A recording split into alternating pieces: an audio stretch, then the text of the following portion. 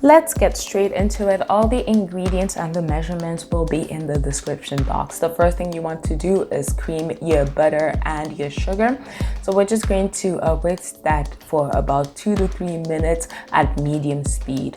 Once the butter and the sugar are fully creamed, we're going to go ahead and add in our vanilla, and I'm using pure vanilla extract today.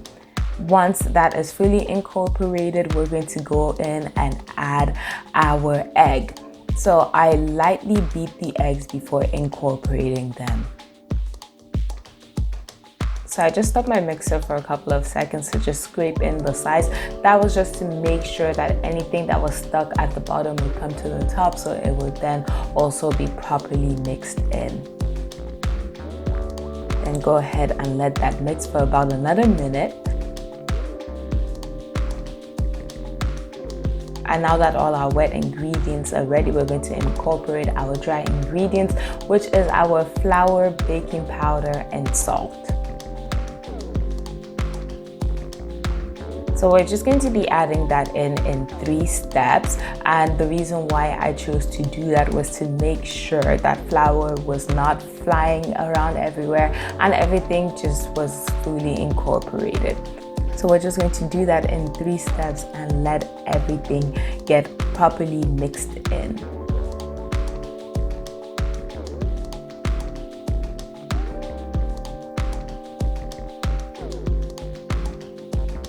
Once you incorporate all your flour, you'll notice that the dough is still a bit sticky. That is completely normal. So once our dough is ready, we are just going to remove it from our mixer and we're going to transfer our dough to our surface. So this is going to be a floured surface because our dough is sticky. And what you want to do is get your dough in as a circular shape as possible. Because the dough is sticky, you just want to make sure that it doesn't stick to your surface. That's why you have the flour there.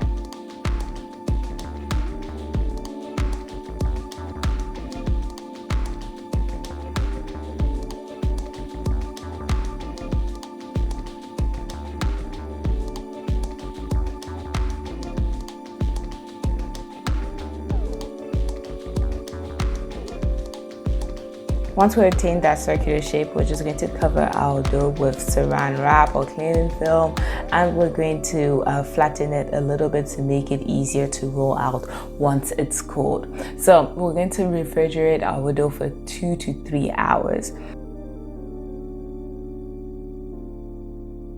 So once our dough is ready, we're going to take it out of the saran wrap and let it rest out for about 2 minutes so that it becomes soft enough to roll. And then we're going to roll it to our desired thickness, and I rolled mine to about 1/8 of an inch.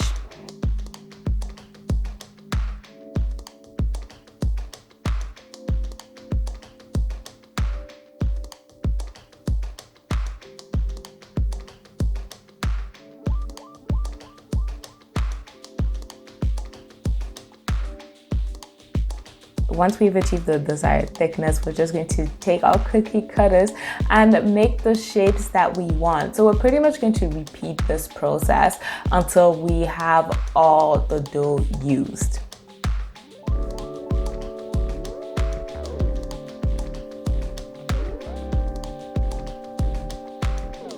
Once that is complete, we're going to transfer our cookies onto our parchment paper, and we are going to pop in our cookies in the oven at 350 for about 8 minutes. So you can see that the cookies are pretty close together. That's because sugar cookies do not expand that much.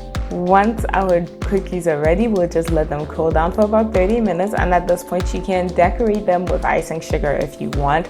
I just sprinkled over some powdered sugar. This is our final result. These cookies are super easy to make and super delicious.